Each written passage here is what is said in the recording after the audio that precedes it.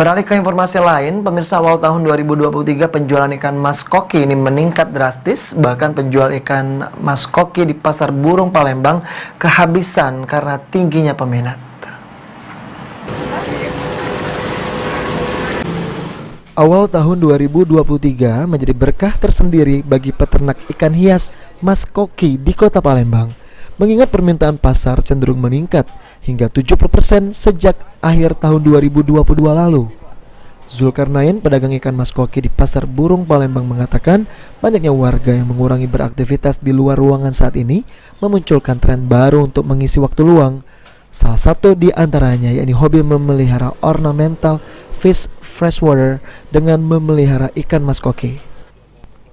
Penjualan ikan mas koki ini meningkat seiring dengan ikan yang memang sedang musim. Bahkan terkadang penjualan ikan mas koki di Pasar Burung Palembang kehabisan karena tingginya para peminat. Ikan sana, Pak? Sana, koki, diskus, sama koi. Oh, yang paling banyak, Pak, yang dicari masyarakat? Koi, Pak, ya? Koi. Itu kenapa, Pak? Kira-kira apa lagi musim mau cak mana, Pak? Memang dia musiman dia. Lagi musiman ya. Ini.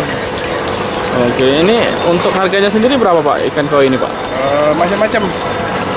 Ada yang paling murah 50.000, yang kecil 15.000-an. Dari 15 sampai 250. 250, Pak.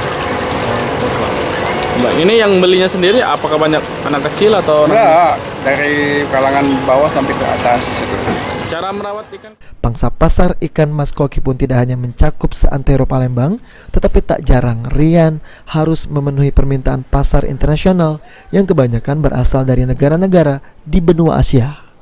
Irawan Pal TV.